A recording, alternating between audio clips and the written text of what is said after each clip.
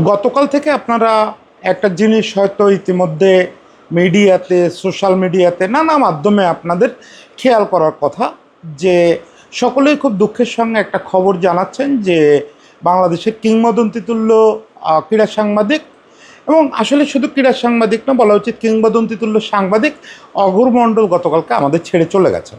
বেশ কিছুদিন ধরে রোগে ভুগছিলেন। ইনফ্যাক্ট ছাত্র আন্দোলন শুরু হলো যখন জুলাইয়ের শেষ দিকে, তখন থেকেই আমাদের পিজি হাসপাতালে ভর্তি ছিলেন।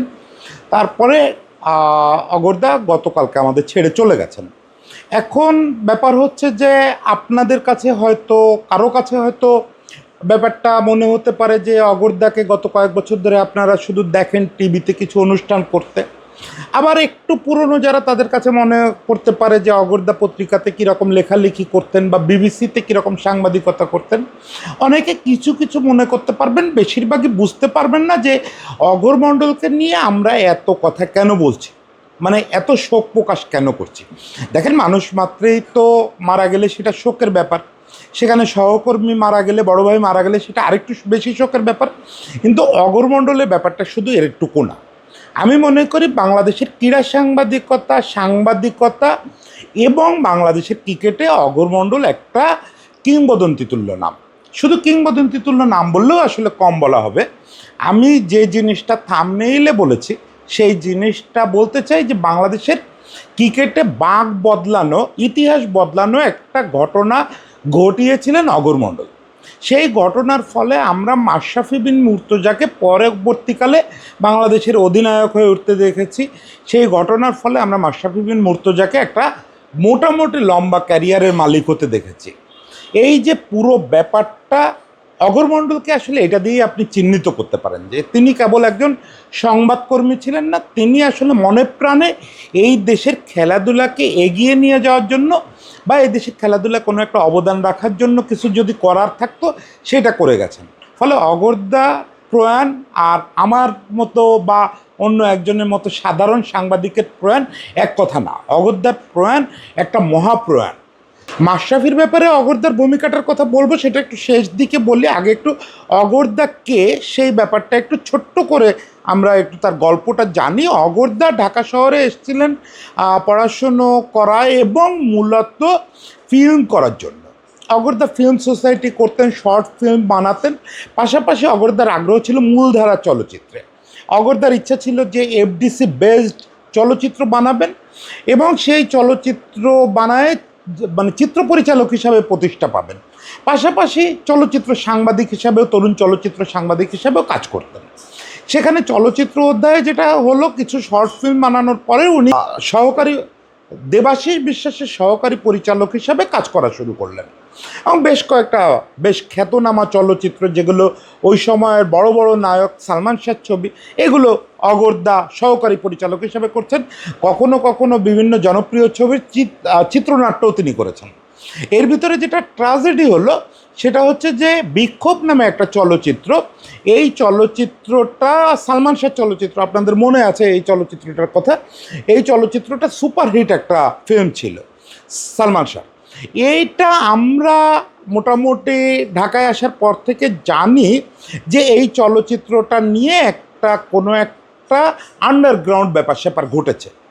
একটা জিনিস প্রচলিত আছে যে এই চলচ্চিত্রটা মূলত অগরদার বানানো, কিন্তু শেষ মুহূর্তে এটা তার কৃতিত্বটা ছিনতাই করা হয়।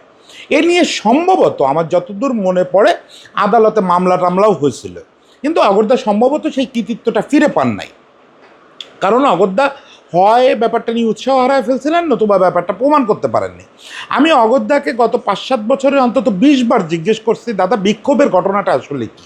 তো অগরদা এটা বলতে চান নাই। শেষবার যখন আমার অফিসে, নগদ অফিসে বসে অগরদার সঙ্গে আড্ডা হচ্ছিল, তখন অগরদাকে আবারও জিজ্ঞেস করছিলাম যে অগরদা, সালমান শাহর ওই ফিল্মটাকে আসলে আপনার বানানো ছিল? অগরদা বলছিল, অপেক্ষা করেন দেবো, এটা একদিন না একদিন পরিষ্কার করব। কিন্তু দুর্ভাগ্যের ব্যাপার, সেটা পরিষ্কার করার আগেই অগরদা এই দুনিয়া ছেড়ে চলে গেলেন। ফলে আমাদের ঠিক জানা হলো না যে বিক্ষোভ চলচ্চিত্রটা অগরদারই বানানো ছিল কিনা। তো এই বিতর্কিত চ্যাপ্টার বাদ দিলেও অগরদা এরপর সালমান শাহকে নিয়ে আরও একটা ফিল্ম বানাইছিলেন। সেইটা আসলে শুটিংটা অগরদা শেষ করছিলেন পরিচালক হিসাবে, কিন্তু সেইটা শেষ দিকে এসে অগরদা ফিল্মের প্রতি আগ্রহ হারায় ফেলেন। কারণ ততদিনও ওই ব্যাপারগুলো তাকে সম্ভবত প্রচণ্ড হন্ট করে বেড়াচ্ছিল। অগর্দা চলচ্চিত্রের প্রতি আগ্রহ হারায় ফেলেন, ফলে ওই ফিল্মটা ওই অবস্থায় পোস্টপন্ড হয়ে যায়। পরে অন্য একজন ডিরেক্টর ফিল্মটা শেষ করেন, সেটাও সালমান শাহ বেশ নাম করা একটা ফিল্ম, সেটাও কিন্তু উইদাউট ক্রেডিট, মানে অগর্দার কোনো ক্রেডিট ছাড়া হলে গেছে এবং ছবিটার নাম এই মুহূর্তে আমি মনে করতে পারছি না, সেটাও বেশ জনপ্রিয় একটা ছবি। এবং সালমান শাহের সঙ্গে অগর্দার একটা দারুণ সম্পর্ক ছিল, কারণ অগর্দা একাধারে চলচ্চিত্র সাংবাদিক ছিলেন এবং একাধারে চলচ্চিত্র পরিচালক ছিলেন। ফলে ওই সময় চলচ্চিত্র বা সংশ্লিষ্ট লোকজনের কাছে অগর্দা গুরুত্বপূর্ণ ক্যারেক্টার ছিলেন। কিন্তু অগর্দা হুট করেই সিদ্ধান্ত নেন যে অগর্দা আর ফিল্মের সঙ্গে থাকবেন না। এই ইন দ্য মিন টাইম পাশাপাশি যেটা চলছিল, একবারে আর্লি 90s থেকে অগর্দা আজকের কাগজে ফিল্ম নিয়ে লেখালেখি করতেন। মূলত ছোট ছোট লেখা লিখতেন, কখনো কখনো একটু বড় লেখা লিখতেন, কখনো কখনো রাজনীতি নিয়ে বা ইন্টারন্যাশনাল ব্যাপার স্যাপার নিয়েও লিখতেন। কিন্তু অগর্দার হঠাৎ করে, আমি জানি না, আমার তো অগর্দার লাইফ নিয়ে যে কথা বলতে হবে এটা তো কখনো কল্পনা করিনি। অগর্দাকে নিয়ে কাজ করব আমরা, অগর্দাকে নিয়ে বড় কিছু হবে, এটাই হওয়া উচিত ছিল। কিন্তু সেই ব্যাপারগুলো তো হইতে দিল না অগর্দা, তার আগেই চলে গেল। অগর্দার একটা ভালো ইন্টারভিউ করা দরকার ছিল, সব কিচ্ছু হলো না। আমরা ফলে জানি না যে অগর্দা কি আসলে ছোটোবেলা থেকে স্পোর্টস ফ্যানাটিক ছিলেন। আমার কথা বলতে গিয়ে যা মনে হয়েছে, একদম ছোটোবেলা থেকে সম্ভবত ওয়েস্ট ইন্ডিজের পাড় ভক্ত ছিলেন, ওয়েস্ট ইন্ডিজ আর ব্রাজিল। সেখান থেকে স্পোর্টসের প্রতি তার একটা ফ্যাসিনেশন ছিল। এবং কথাবার্তা এবং পরবর্তীকালে লেখালেখিতে যা বুঝি যে কলকাতার মতি নন্দী সহ বিভিন্ন লেখকের স্পোর্টস এবং অন্যান্য সাহিত্য, এতে অগর্দার একটা বিশাল দখল ছিল। এই সময় এসে অগর্দা সিদ্ধান্ত নেন যে তিনি চলচ্চিত্র সাংবাদিকতাও আর করবেন না, তিনি করবেন ক্রীড়া সাংবাদিকতা। দেখেন, এই সময় কিন্তু অগর্দার বেশ বয়স হয়ে গেছে। বয়স মানে কি, সাংবাদিকতা কোনো একটা বিটে নতুন করে শুরু করার জন্য যে বয়সটা থাকা দরকার, সাধারণত আমরা দেখি ঢাকায় যে 27-28 বয়সে মানুষ ডিসিশন নিয়ে নেয় যে সে কোন বিটে সাংবাদিকতা করবে। ও অগর্দার বয়স তখন 30 পার হয়ে গেছে, মানে মোটামুটি 2টো ফিল্ম সে প্রায় পুরো কমপ্লিট করে আসছে। ফলে অগর্দা তো তখন বেশ প্রাপ্তবয়স্ক মানুষ। সেই অবস্থায় অগর্দা হঠাৎ করে ডিসিশন নিল যে সে ক্রীড়া সাংবাদিক হবে। এবং সেই ক্রীড়া সাংবাদিক হওয়ার জন্য অগর্দা ধর্ণা দিল হচ্ছে একটা ছোট পত্রিকা ছিল, লাল সবুজ বা এরকম কিছু একটা নাম, সেইটার ক্রীড়া সম্পাদক ছিলেন আরেক কিংবদন্তি ক্রীড়া সাংবাদিক, ক্রীড়া সম্পাদক ফরহাদ মান্নান টিটো, আমাদের ফরহাদ টিটো ভাই। ফরহাদ টিটো ভাইকে গিয়ে অগর্দা ধরলেন যে আমি এরকম টুকটাক সিনেমা বানাই, শর্ট ফিল্ম করি, আমি এখন ক্রীড়া সাংবাদিকতা করতে চাই। তো টিটো ভাই ব্যাপারটারে খুব, মানে আমি টিটো ভাইকে আজকে স্ট্যাটাসও দিচ্ছেন এটা নিয়ে গতকালকে, ও সেখানে টিটো ভাই লিখছেন যে টিটো ভাই প্রথমে ব্যাপারটা বিশ্বাস করতে পারেন নাই। একে তো একটু বয়স্ক মানুষ, সাধারণত যারা এরকম এসে বলে শুরু করতে চাই তাদের বয়স কম হয়, আবার হচ্ছে অগর্দা ফিল্মের মানুষ, ওই অর্থে স্পোর্টসের সঙ্গে তার প্রত্যক্ষ কোনো রিলেশন নাই, তাহলে সে ক্রীড়া সাংবাদিক হবে কি করে। তারপরেও ফলে টিটো ভাই তারা এড়ানোর চেষ্টা করছিলেন, কিন্তু টিটো ভাইয়ের একদম পাকে পৃষ্ঠে জড়ায় ধরলেন অগর্দা।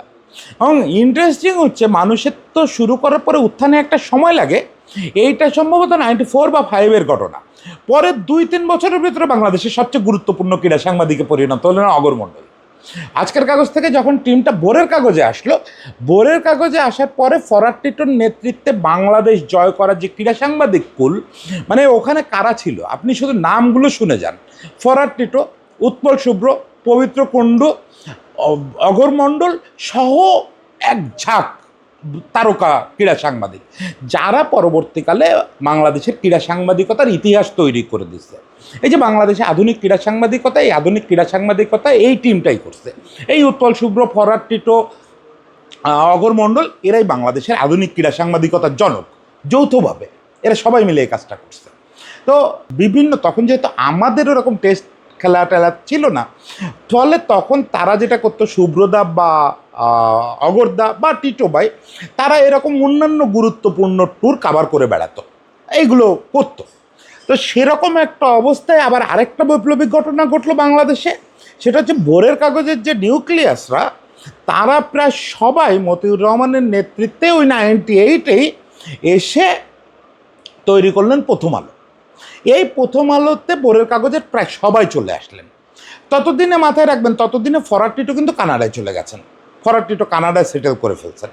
এখন ভোরের কাগজ থেকে উৎপল শুভ্র, পবিত্র কুণ্ডু সহ যারা, শামসুল হক টেঙ্কু, কিংবদন্তি চিত্রগ্রাহক, স্পোর্টস চিত্রগ্রাহক, এরা সবাই প্রথম আলোতে চলে আসলেন।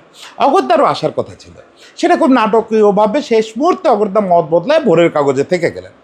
অগরদা পরে প্রথম আলোর এই টিম, যে টিমে পরে সৌভাগ্যক্রমে আমি ছোট্ট অংশীদার ছিলাম, আচ্ছা, প্রথম আলোর ওই টিমের শুরুতে মোস্তফা মামুনও ছিলেন। মানে ওইটা তো আসলে লিজেন্ডারি টিম, ওই টিমে ছোট ছোট রোলে যারা ছিল তারাও সব বাংলাদেশের কিংবদন্তি হচ্ছে। তো বহুকাল পরে সেই টিমের সংস্পর্শে আসার সুযোগ আমার হয়েছিল।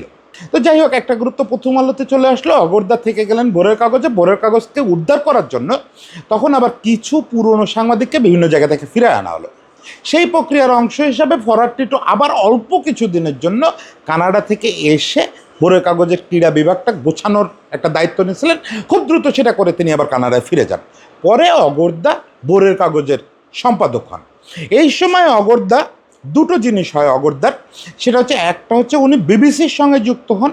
বিবিসি বাংলা বিভাগে মাঠে ময়দানে বলে ওদের প্রতিদিনকার একটা খেলাধুলোর আয়োজন ছিল, সেখানে অগরদার একটা বড় ভূমিকা থাকতো, ফ্রিল্যান্সিং করতেন ওটা। পাশাপাশি ভোরের কাগজের ক্রীড়া সম্পাদক হলেন। ভোরের কাগজের ক্রীড়া সম্পাদক হিসাবে অগরদা বাংলাদেশ জাতির জন্য প্রথমে একটা বড় যে কাজটা করলেন, সেটা হচ্ছে এক ঝাঁক তরুণ সাংবাদিক ভোরের কাগজ থেকে অগরদা তৈরি করলেন। তার ভিতরে আমার বন্ধুবর আপন তারিখ, বর্ষণ কবির থেকে শুরু করে অনেকে আছে। এখন যে মানে তুলনামূলক তরুণ ব্যাচটা বাংলাদেশে দাপায় বেড়ায়, এই তরুণ ব্যাচটা হচ্ছে অগরদার তৈরি করা, মাসুদ পারভেজ কালের কন্টেন্ট, এই তরুণ ব্যাচটা হচ্ছে অগরদার তৈরি করা ভোরের কাগজের ব্যাচ। মানে এরা নেক্সট জেনারেশন। অগরদা এই একটা বড় অবদান রাখলেন। এবার এই সঙ্গে অগরদার অত্যন্ত মায়াবী এবং বুদ্ধিদীপ্ত লেখা। সাংবাদিক হিসেবে অগরদার কৃতিত্ব যদি বলি, সেটা আসলে ঠিক এটা দিয়ে বোঝানো যাবে না যে কিছু সাংবাদিক তৈরি করা, কিছু বিদেশ ট্যুর করা, এটা তার কোনো বড় কাজ না। আমি মনে করি অগরদা বাংলাদেশের ক্রীড়া সাংবাদিকতা একটা স্থায়ী ছাপ রাখতে পারছেন। সেটা কি? সেটা হচ্ছে, একটু ক্রিটিক্যালি যদি দেখেন, বাংলাদেশের ক্রীড়া সাংবাদিকতা মোরলেস কাব্যিকতা। আমি একটা সাক্ষাৎকারে একবার এক জায়গায় বলছিলাম যে বাংলাদেশের ক্রীড়া সাংবাদিকতা হচ্ছে এক ধরনের কিশোর সাহিত্য। সবাই মানে একদম টপ টু বটম বাংলাদেশের ক্রীড়া সাংবাদিকতা যারা মহিরু, তারা যেটা করেন সেটা আসলে, ইনক্লুডিং দেবব্রত, আমরা যেটা করি বা করতাম সেটা হচ্ছে এক ধরনের ক্রীড়া সাহিত্য। এর মধ্যে প্রচুর আবেগ আছে, প্রচুর কাব্য আছে, প্রচুর ইভেন প্যানপ্যানানিও আছে। কিন্তু সাংবাদিকতা খুব বেশি ছিল না, নেই আসলে। সাংবাদিকতা খুব বেশি পাবেন না। সাংবাদিকতা কি? সাংবাদিকতা হচ্ছে ওই যে, যারা সাংবাদিকতা বিভাগের ছাত্র তারা ভালো বুঝবেন, যে ওই যে কতগুলো প্রশ্নের উত্তর খোঁজা, যে ওই যে কি, কখন, কোথায়, কেমন করে, এইগুলোর উত্তর খোঁজা, এই জিনিসটা ক্রীড়া সাংবাদিকতায় প্রায় অনুপস্থিত।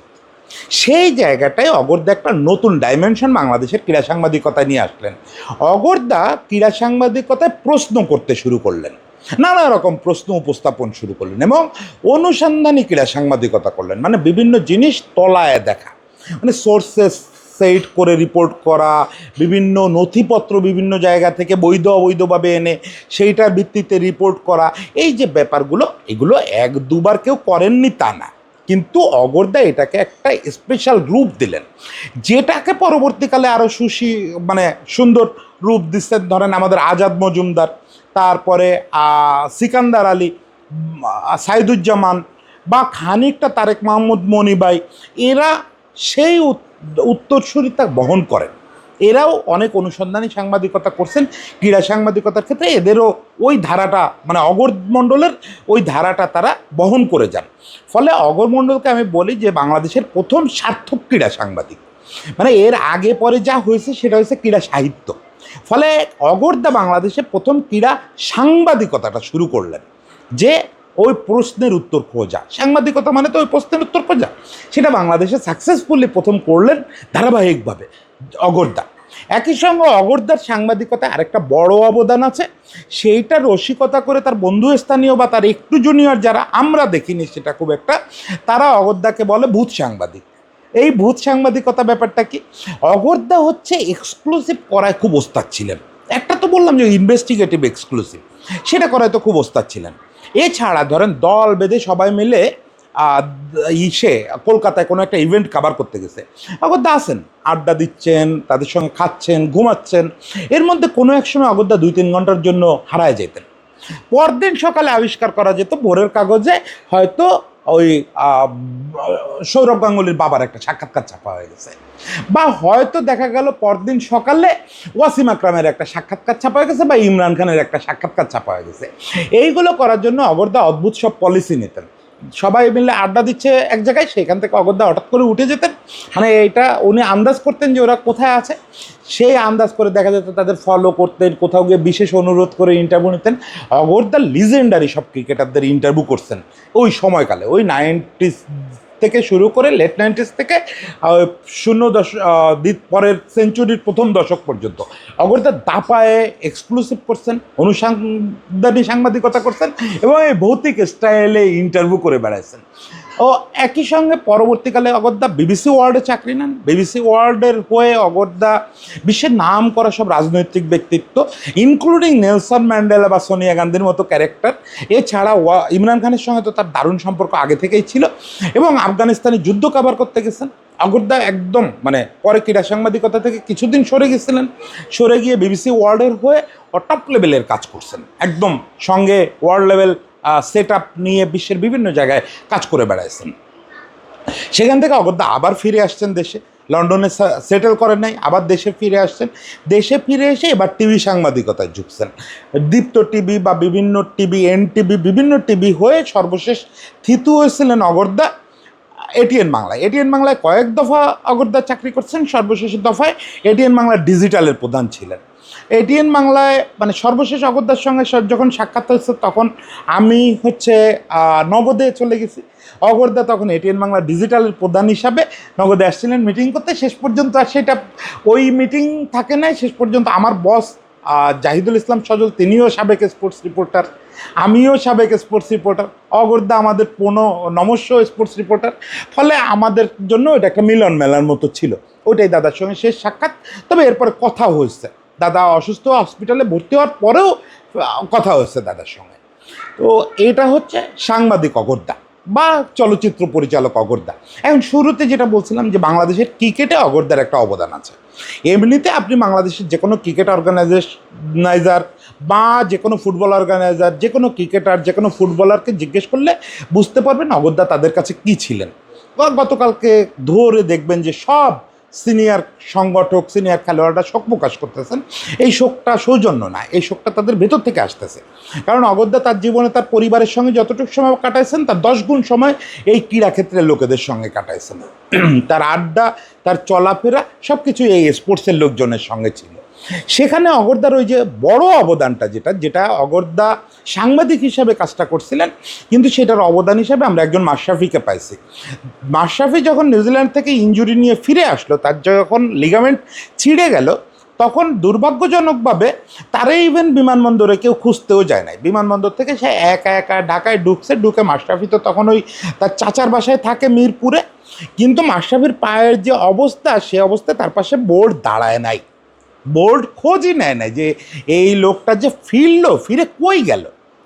এখন কি হয়, এখন একটা চুক্তিবদ্ধ ক্রিকেটার আপনার কোথায় আছে, কেমন আছে, তার প্রতিটা পদক্ষেপ মনিটর করার জন্য একটা টিম আছে, ফিজিও আছেন, ডাক্তার আছেন, অমুক আছেন, তমুক আছেন। তখন তা না হলেও খেয়াল তো রাখার কথা ছিল, রাখে নাই বোর্ড। ফলে মাশরাফি হঠাৎ করে যেন হারাই গেল। মাশরাফি কোথায় গেল? এই জিনিসটা অগরদা একদিন মগবাজারে ঘুরতে ঘুরতে এক ডাক্তারের সঙ্গে আড্ডা দিচ্ছিলেন, ওখানে কোনো এক চায়ের দোকানে বা রেস্টুরেন্টে, আমি এটা ঠিক নিশ্চিত না। আড্ডা দিতে দিতে অগরদারে সেই ডাক্তার বললো, আচ্ছা একটা কি ছেলে আছে না ক্রিকেট খেলে, ওই যে বল করে, আপনারা লেখালেখি করেন, ওই ছেলেটা তো আমাদের হাসপাতালে পড়ে আছে, ওরে তো দেখি না তেমন কেউ দেখতে টেকতেও আসে, শুধু ওই যে ওর চাচার বাসাতে 1-2 লোক আসে, আর ওর বোধহয় মাঝে মাঝে বাবা আসে। তো অগরদা তখন বুঝলেন যে এটা কৌশিক। অগরদা বললেন, চলেন তো আমার একটু দেখান তো ছেলেটারে। অগরদা ওই হসপিটালে গেলেন, গিয়ে দেখেন একটা ঘিঞ্জি ওই যে প্রাইভেট ক্লিনিক ছিল না আগে, যেগুলো পরে আর কি রাষ্ট্র এক ধরনের বন্ধই করে দিচ্ছে, যে আগে কিছু শহরগুলোতে, এই ঢাকাতেও ছিল, ঘিঞ্জি নোংরা একেবারে আপনার কোনো রকমের পরিকল্পনা পরিচ্ছন্নতাহীন কিছু ক্লিনিক ছিল। ওরকম একটা 3rd ক্লাস ক্লিনিকে মাশরাফি পড়ে আছে, তার পা ঝুলায় রাখা, তারে মশা কামড়াচ্ছে, গন্ধের ভিতরে মাশরাফি ওই একটা বেডে পড়ে আছে। অগরদা গিয়ে অগরদারে দেখে মাশরাফি অলমোস্ট কেঁদে দিছে। তো আগরদারে বললো মাশরাফি তার দুঃখের কথা যে কেউ খোঁজ খবরও রাখে না এবং তার যে ট্রিটমেন্ট করানো দরকার, এটা যে একটা অপারেশন করানো দরকার সেটাও সে বুঝতেছে না কী করবে। অগত্যা ওখান থেকে কথাবার্তা বলে আসলেন, কৌশিকের মাথায় হাত টাত বুলায় আসলেন, এসে অগত্যা পরদিন ভোরের কাগজে একটা বিশাল স্টোরি করলেন, 8 কলাম জুড়ে বা 6 কলাম জুড়ে ছাপা হয়েছিল যে সেই কৌশিক এখন পরিত্যক্ত অবস্থায় মগবাজারে পড়ে আছে। হেডিংটা এক্সাক্ট আমার মনে নাই, আপনারা অনেকেই নিশ্চয় দেখতেছেন, তাদের কারো সংগ্রহে থাকলে এখানে লিঙ্ক কমেন্টে দিতে পারেন, দেখলে আমারও ভালো লাগবে বা আমরা সবাই নিশ্চয়ই সেই স্মৃতিচারণ করতে পারবো। তো অগরদার ওই রিপোর্টটা পুরো দেশরে কাঁপায় দেয়, একদম টপ, রাষ্ট্রীয় নির্বাহী বিভাগ থেকে শুরু করে পুরো দেশ কাঁপে ওঠে। যে ছেলেটা কয়েক মাস আগে বাংলাদেশের নতুন প্রজন্মের প্রতীকে পরিণত হলো, যে ছেলেটাকে অ্যান্ডি রবার্টস বলে গেল যে সারা পৃথিবীর পেস বোলিংয়ের ভবিষ্যৎ হতে পারে এই ছেলেটা, সেই কৌশিক এরকমভাবে পড়ে আছে। দ্রুত বোর্ড পদক্ষেপ নিল, বোর্ড তাকে অস্ট্রেলিয়া পাঠানোর ব্যবস্থা করলো। স্বপন কাকু মানে মাশরাফির বাবা আর মাশরাফি দুজনে অস্ট্রেলিয়া ফ্লাই করলো। তারপরে তো সেই ডেভিড ইয়ং অস্ট্রেলিয়া ওর সার্জারি করলো, তারপর থেকে মাশরাফি ফিরে আসলো এবং শেষ পর্যন্ত যে মাশরাফিকে আমরা পাইছি, যে মাশরাফির বদৌলতে বাংলাদেশে অনেক কিছু ঘটছে, ইভেন আমি দেবব্রত আমিও একটু খ্যাতি পাইছি মাশরাফির বদৌলতে, এই সব কিছু হয়েছে অগরদার ওই একটা রিপোর্টের কারণে। বুঝতেই পারতেছেন যে অগরদা কার্যত ওই একটা রিপোর্ট দিয়ে বাংলাদেশের ক্রিকেট ইতিহাসটাকে চেঞ্জ করে দিচ্ছেন। অগরদার ওই রিপোর্টটা যদি না হতো, মাশরাফি হয়তো তাহলে ওখান থেকে পঙ্গু হয়ে নড়াইল ফেরত যেত। সেক্ষেত্রে আর বাংলাদেশের ক্রিকেট হিস্ট্রিতে মাশরাফির যে চেঞ্জটা, এটা আদৌ কীভাবে হতো, কী হতো, কিচ্ছু বুঝি না, মানে এটা আদৌ হতো কি না। ফলে অগরদা বাংলাদেশের ক্রিকেট ইতিহাসেই একটা গুরুত্বপূর্ণ ক্যারেক্টার। এই আমাদের অগরদা। কখনো চিত্র পরিচালক, কখনো অসাধারণ ভৌতিক রিপোর্টার, কখনো অনুসন্ধানী রিপোর্টার, কখনো সবচেয়ে ভালো এক্সক্লুসিভ করা রিপোর্টার, কখনো বাংলাদেশের স্পোর্টসের ত্রাতা। এই অগরদা আমার জন্য একটু ব্যক্তিগতভাবে, আমি ব্যক্তিগত স্মৃতিচারণ খুব একটা করতে চাই না, তারপরেও বলি আমার কৈশোর মানে আমার প্রথম স্পোর্টস নিয়ে ড্রিমটা তৈরি হয়েছে এই লোকটার কারণে। কারণ এই লোকটার বাড়ি আর আমার বাড়ি একই জেলায়। তো আমি ছোটোবেলায় যখন আমি মানে মোটামুটি কি বলে এসএসসি দিচ্ছি, এরকম একটা সময় অগরদার কণ্ঠ নিয়মিত শুনতাম রেডিওতে, বিবিসিতে। এবং অগরদা সেখানে বড় বড় ক্রিকেটারের সঙ্গে আলাপ করতেন, তাদের ইন্টারভিউ অগরদার কাছ থেকে শুনতাম এবং অগরদা বিশ্বসেরা ক্রিকেটারদের কথা বলতেন। সেরকম একটা অবস্থায় অগরদা ছিলেন আমাদের জন্য মানে একেবারে দূর আকাশের তারা। আমরা হঠাৎ করে 2-3 বন্ধু শুনলাম যে অগরদা বাগেরহাটে আসছেন। জানতাম যে বাগেরহাটের ছেলে উনি। তো আমরা তড়িপড়ি করে কয়েকজন গিয়ে দেখা করলাম অগরদার সঙ্গে। অগরদা প্রত্যেকের সঙ্গে দুর্দান্ত ব্যবহার করলেন এবং জানতে চাইলেন যে কে কী করি, কার বাড়ি কোথায়। আমার বাড়ির কথা শুনে অগরদা বললেন যে তোমার বাড়ি হচ্ছে কচুয়ার সাংদিয়া গ্রামে, তাই না? তো আমি বললাম হ্যাঁ। বললো যে ওই গ্রামে আমার একটা বান্ধবীর বিয়ে হয়েছে। পরে জানা গেল যে আমার চাচি হচ্ছে তার বান্ধবী। সেই থেকে অগরদার সঙ্গে প্রচুর দুষ্টুমি করছি যে অগরদা আপনারা কিন্তু আমার মামা ডাকা উচিত। তো যাই হোক, অগরদা আর আমি একই এলাকার ছেলে এবং অগরদা আমার সঙ্গে প্রায় শেয়ার করতেন যে দেবু চলেন বাড়ি চলে যাই। দেখেন অগরদার দুটো গুণ, এটা মানে কোনোভাবেই অ্যাভয়েড করার কোনো সুযোগ নেই।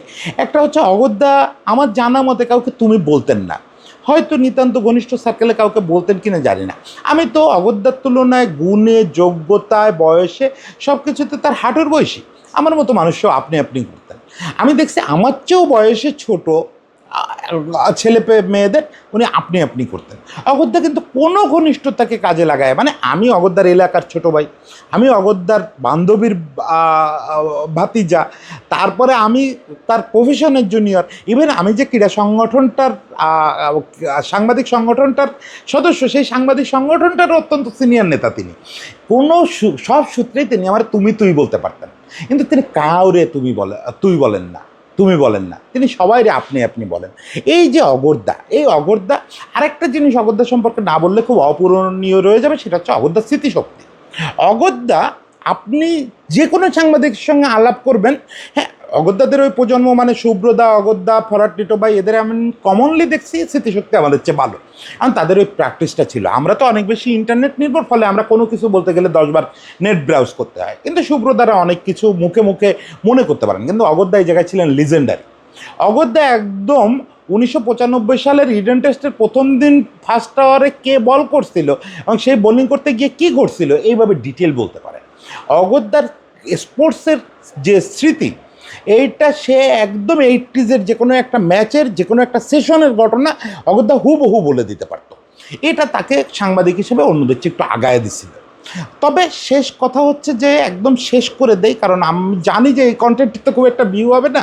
এটা আমি স্রেফ দায়বদ্ধতার জায়গা থেকে করলাম এবং আমার মনে হলো যে এই শ্রদ্ধাঞ্জলিটা জানানো উচিত।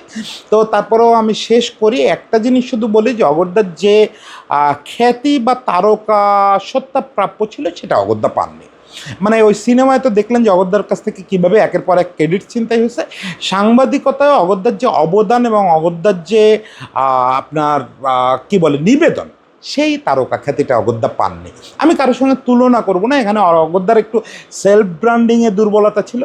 গোটা তিনেক বই লিখছেন কিন্তু সেগুলো খুব দায়সারাভাবে লিখছেন, মানে লেখার সময় খুব গুরুত্ব দিয়ে লিখছেন, কিন্তু ওটা প্রোডাকশান কেমন হবে, ওটা বিজ্ঞাপন অমুক তমুক এগুলো নিয়ে আর ভাবেন নাই। ওরকম সংসার ও বিরাগী মানুষ ছিলেন। ফলে সেলফ ব্র্যান্ডিংটা না করলে আজকের যুগে না তারকা হওয়া যায় না। ধরেন আমি এই ক্যামেরার সামনে বক বক করতেছি বলে আপনার মনে হচ্ছে দেবব্রত একটা কি না কি হয়ে গেছে, কিন্তু আমাদের এরকম নিভৃতচারী অনেক সাংবাদিক, অনেক ক্রীড়া সাংবাদিক পেছনে রয়ে গেল যারা আসলে তারকা হলো না, কিন্তু তারাই আসলে এই দেশের সাংবাদিকতা, এই দেশের খেলাধুলাটাকে গড়ে দিছে। তাদের একজন হিসাবে অগদ্যাকে আমরা প্রণাম জানাই এবং অগদ্যার স্মৃতির উদ্দেশ্যে শ্রদ্ধা থাকলো। আমরা আশা করি যে অগদ্যার দেখানো পথে তার শিষ্যরা যেমন চলবেন, সেরকম পুরো তরুণ সাংবাদিক সমাজ অগদ্যার দেখানো পথে সত্যিকারের ক্রীড়া সাংবাদিকতা করবেন এবং দেশকে নতুন নতুন কিছু উপহার দেবেন। সবাইকে শুভেচ্ছা, অগদ্যার জন্য প্রার্থনা করবেন।